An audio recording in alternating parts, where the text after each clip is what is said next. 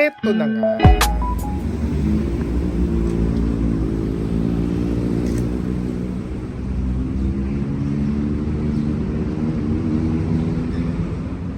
So, eto na nga.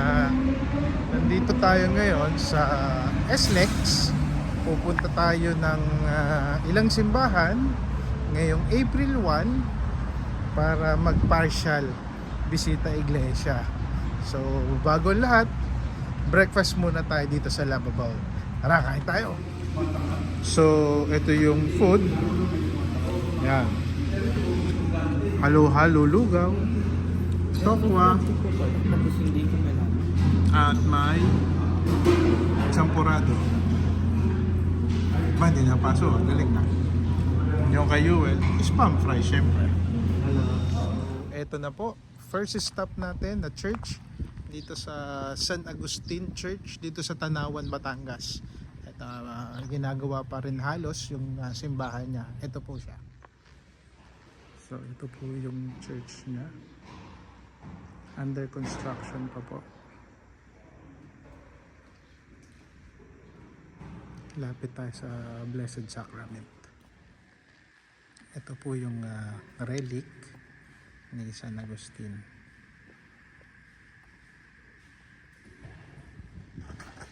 So yan po yung church, ginagawa pa, under construction pa siya. Yan. Tayo naman po pumunta sunod sa susunod na simbahan. So eto na nga, hindi sunod na church ang aming nadaanan, kundi itong bahay ng Apolinario Mabini at saka yung kanyang tomb. Diyan siya nakalibing dito sa Tanawan, Batangas. And yung kanyang bahay kubo na nandito pa rin. Ayun. So tingnan natin kung saan yung mga next nating makikita pa. So yan po yung pinaniniwalaan na tinirahan ni Apolinario Mabini dito sa Tanawan, Batangas.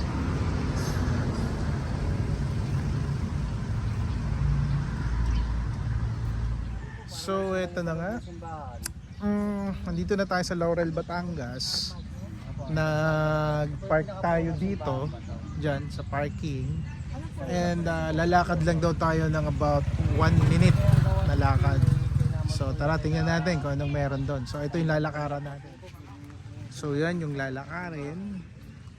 May bundok. Yeah. Tara, lakad tayo.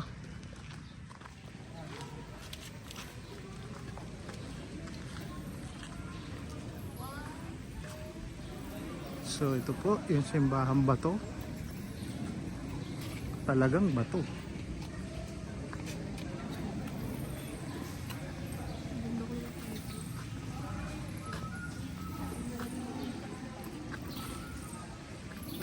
Wow.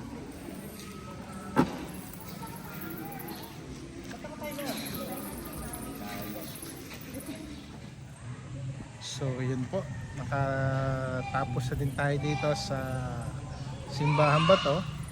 Next stop, punta tayo ng ng Taal Minor Basilica. Ikot din po tayo doon. Gulat ako. Ayun po. So sige po, punta naman tayo ng Taal.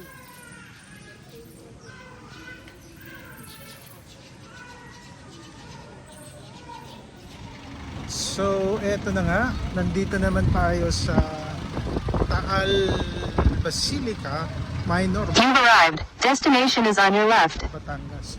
Ang ingay ni Waze. Tingnan natin yung loob na simbahan. Let's go inside.